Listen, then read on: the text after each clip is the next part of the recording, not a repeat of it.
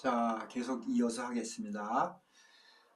신병을 이제 제 체험, 제 경험 위주로 해나갈 건데, 제가 저 어렸을 때부터 얘기를 한번 해볼게요. 저는 사실 어렸을 때 신병이 왔어요. 그랬는데 몰랐지. 그걸 뭐 알 수도 없었고. 그런데 제 생활 환경이 저희 할머니 영향이 좀 컸어요. 제가 이제 아버지 사업 관계로 해서 아버지 밑에서 있기보다는 할머니 밑에서 많이 컸거든요. 근데 우리 할머니가 뭐 솔직히 말씀드리면 웬만한 무당은 말이 안 떨어지는 그 정도의 그런 그 법력이 있었어요. 그거 이제 나중 설명을 드릴게요. 그런데 어쨌든 저희 집안이 그 자손이 좀 귀한 집안이라 제가 칠남매지만 아들은 또 저 하나였었거든.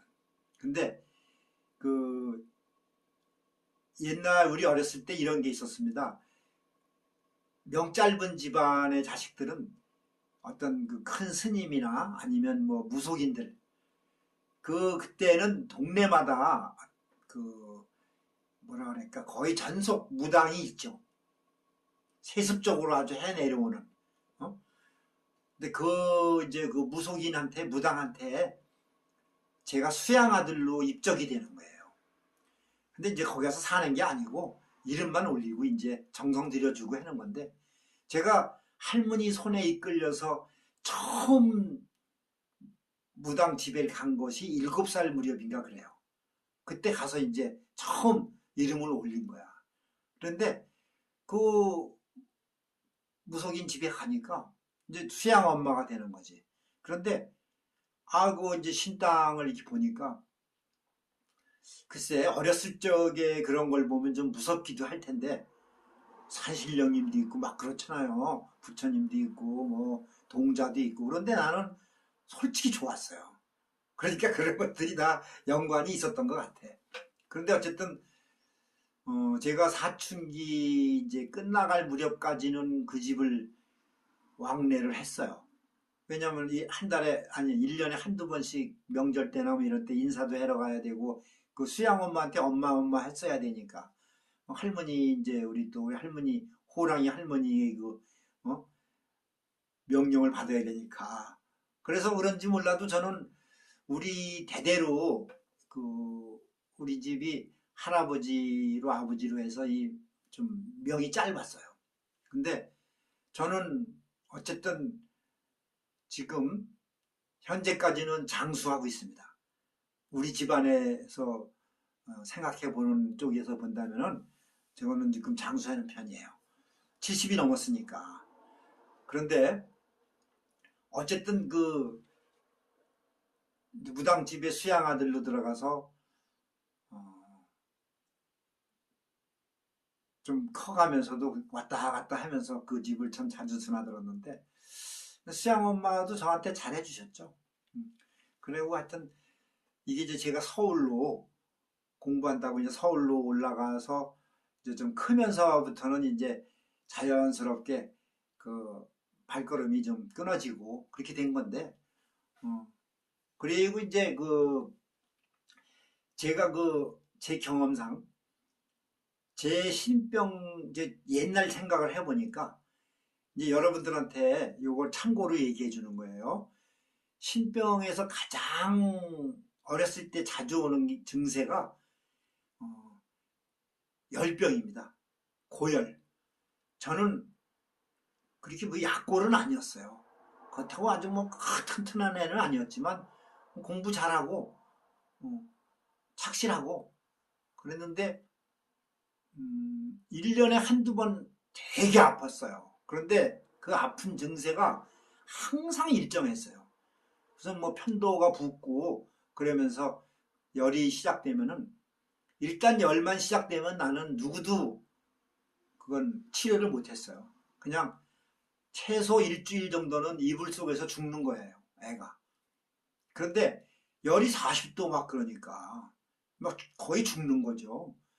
그리고 그때 이제 그 고통스러운 건 말도 못하지만 거기다가 뭐 먹지도 못하죠. 그런데 거기다가 이제 가위를 많이 눌려요.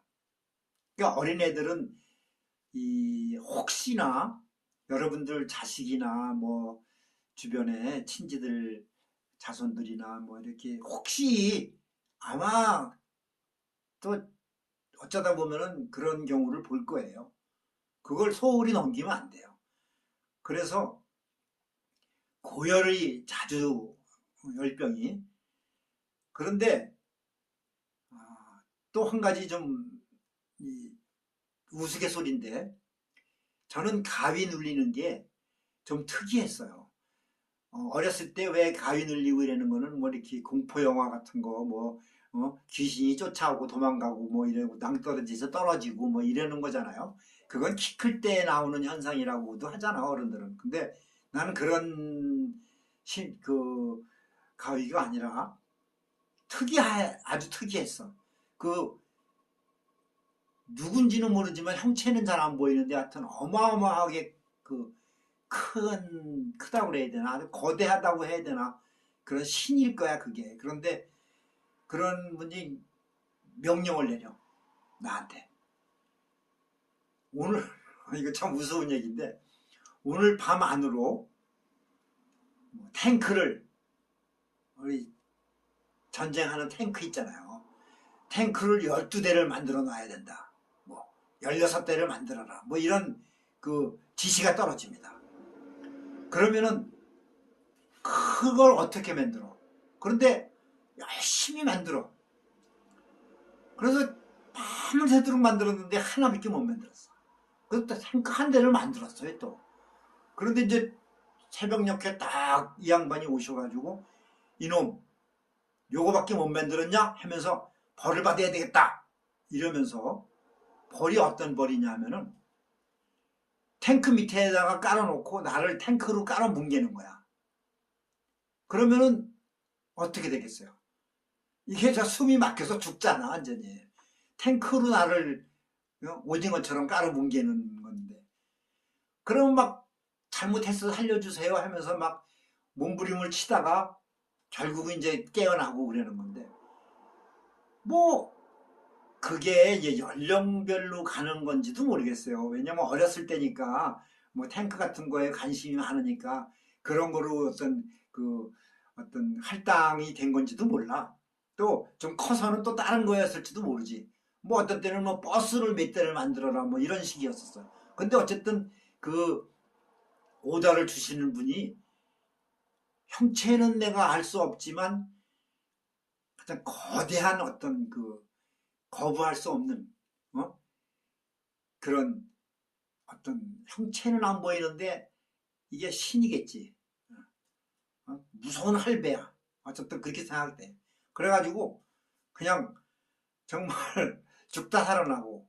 그런데 내가 이제 여기에 부연 설명해 줄 게 있는데 아까 우리 할머니가 호랑이 할머니라고 그랬잖아. 거의 무당 수준의 할머니야. 우리 할머니는 내가 이제 그렇게 계속 아프면은 할머니가 이제 서서히 움직이는 거야. 이건 약이 없어. 나는 약이 없어. 먹지도 못하고 다 죽어가는 거야 애가. 그러면 그 한여름에도 이불을 막 두 겹 세 겹으로 해서 그냥 그 안에서 땀 흘리고 있어야 돼. 하여튼 힘들었어. 그런데 이제 어느 정도 때가 되면 할머니가 와. 그래갖고 우리 할머니가 그 푸닥거리라고 그러잖아요.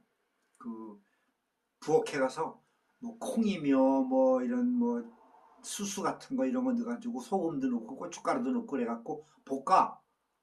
막 볶아서 이제 그걸 갖고 한 손에는 큰 칼 있잖아. 부엌칼. 그걸 들고 와. 들어와서 이제 주술 행위를 하는 거야. 나한테. 그럼 나는 어렸을 때인데 무섭지. 근데 할머니가 막 칼을 막 휘두르고 내 몸에다가 막 대고 막 물러가라 막 이러면서 그리고 막 알지 못할 욕도 하고 이러면서 막 나중에 이제 그 볶아온 그것들 있잖아. 그거를 막 뿌리고 그러고서 이제 한참 그걸 해 푸닥거리를. 그런데 그렇게 하고 조금 있으면 내가 낫는 거야. 그러면 내가 낫을 때 어떤 증세가 나오냐면은 이불 속에서 쓱 나와서 첫 마디가 나 배고파 이거야. 배고파. 그 다음 고추장에다가 밥을 비벼 먹었어. 고추장에 밥 비벼 먹으면 낫는 거야. 참 신기했어요. 어쨌든 그래서 나는 할머니가 뭐 이게 아팠을 때 초기에는 안 해. 이게 이제 완전히 익어가지고 터졌을 무렵에 할머니가 한 5일에서 일주일 사이 그 정도 됐을 때 할머니가 와서 하는 거야.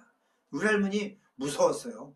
우리 할머니가 뭐 호랑이 할머니라고 그거 말고도 에피소드 그런 얽힌 얘기는 진짜 많아요. 근데 그것도 나중에 천천히 해요. 난 할머니 무섭기도 하고 좋았어. 우리 할머니. 우리 할머니 지금 또 할머니 생각이 나네. 할머니 사랑합니다. 다음 시간에 또 할게요.